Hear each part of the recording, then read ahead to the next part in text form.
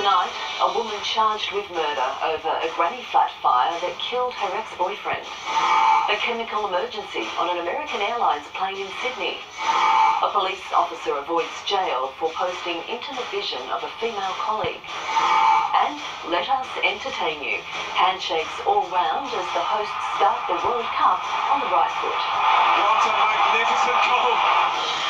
This is NBN News with Natasha Beyersdorf. Good evening. 8 months on, the ex-girlfriend of a man killed by a fire in a Sydney flat has been charged with his murder. Officers allege that not only did the woman set fire to the home while he was sleeping inside, she also tampered with the water supply to seal his fate. The moment their son Jeffrey emerged from this burning granny flat will never leave the minds of Des and Kathleen Linzell. It's there. I'll never lose it. It's just him running out on fire. That was horrendous. It was, and trying to put him out. I dived on him, tried to rip his clothes off him. When the flames took hold, they didn't know their 39-year-old son was asleep inside. But police allege someone did. An 8-month investigation led them to arrest his ex-girlfriend, Amanda Zakowski, and charge her with murder. We have no doubt that the accused was aware that Jeffrey was asleep at the time of the fire. I've just been, my stomach's been all churned up all morning. Police allege that on October 7 last year, Zakowski deliberately lit the fire and interrupted the water supply to the property. That was really horrible to know that maybe someone had turned on those taps deliberately. She also allegedly told those trying to extinguish the growing blaze that no one was inside. The accused had provided inconsistent versions to police and authorities. Police had tracked Jeffrey leaving a nearby pub earlier in the night. No one could predict what would happen next. Jeffrey died in hospital 2 days later. The Linzell family were only told about the charges by police late last night. Jeffrey's sister telling 9 News it was the first time she was able to have a full night's sleep since her brother's death. Detectives say Zakowski is not cooperating with the investigation. The 46-year-old has been refused bail. Zara James, NBN News. It was enough to send parts of Sydney's International Airport into lockdown. White powder found in the cargo hold of a plane that had just arrived from Los Angeles. What followed was some very tense hours.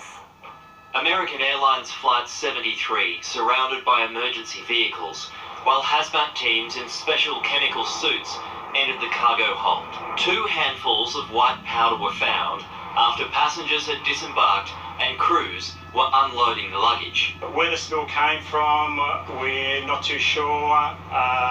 Within the cargo hold there was mail, and so at this stage we are unaware of the exact source of it. While officers had routine showers, the samples were examined. The powder was found to be a low irritant chemical that can be used as an additive. Not dangerous, so no problem. For more than 2 hours, the area was shut down and under the control of emergency services before it was handed back to Sydney Airport. After a short delay, the aircraft was readied for its return to LA. Peter Stefanovic, NBN News. A number of Hunter schools have ramped up safety measures after the horrific attack on an 11-year-old girl on Tuesday. New procedures such as an SMS message system to notify parents when their child is absent have been implemented.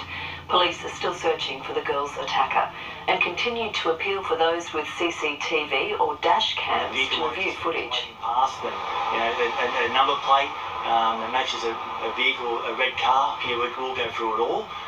It might take us some time, but we will do it, and it might be the lead that we need. The offender is described as being of a chubby build with dark, messy hair and was wearing jeans and a dark hoodie. It was unrelated but certainly drew attention. Specialist police carried out a highly visible training exercise at a nearby school yesterday evening. Tactical response officers, backed up by rescue, weapons and surveillance teams, moved on to the St Pius X High School grounds at Adamstown. Police say such drills are designed to maintain a level of operational preparedness. Newcastle's transport operator has disputed Opal card figures suggesting a massive drop in patronage, particularly amongst the elderly. Keola's Downer claims quite the opposite is happening. One by one, a steady stream of buses leaves the Keolis Downer depot, but there's debate over whether they're being filled. For the first 5 months of this year, so from between January 1 and May, the end of May, we've attracted an extra 41,000 new passengers each month. However, recent Opal card data suggests over 72,000 fewer rides were taken in that same period, with seniors and pensioners making up more than half that number. Keolis Downer says that's an inaccurate figure, as Opal card data doesn't show all of the bus services it offers. It argues when the park and ride, the fare-free zones and the new on-demand bus service is included, patronage is up by tens of thousands. Certainly Transport for New South Wales and Keolis Downer Hunter have agreed on the data set. The operator also says the on-demand service is gaining momentum. We're seeing around 40% increase in registered users each month, and in May we carried around 2,000 passengers. In some categories of Opal data we've seen a slight decline. That's not unusual. Year to year you get fluctuations. Some routes will be redefined later next month. Georgia Marr, NBN News. The Maritime Safety Authority has announced it'll do an underwater search for the containers that fell from a ship off Port Stephens. Of the 83 that toppled overboard during rough seas 2 weeks ago, only 2 have been located. Debris has washed up from Port Stephens to Coffs Harbour. A hydrographic survey vessel will begin a sweep next week in an effort to locate the missing containers and determine if they're a threat to marine operators. It's a message we're used to hearing from police. Now, a state MP has launched his own personal campaign to curb road deaths. Greg Piper has been stunned by the fact his electorate, Lake Macquarie, has a fatality rate that's double the state average. A reminder of a road tragedy. 2 young men had their lives cut short on this corner in 2017. If you're going to hop in a car with someone that's doing the wrong thing, call it out, call it out. We're sick of seeing death and injury. We've lost too many. Lake Macquarie MP Greg Piper says he's appalled that fatalities in the area are double the state average.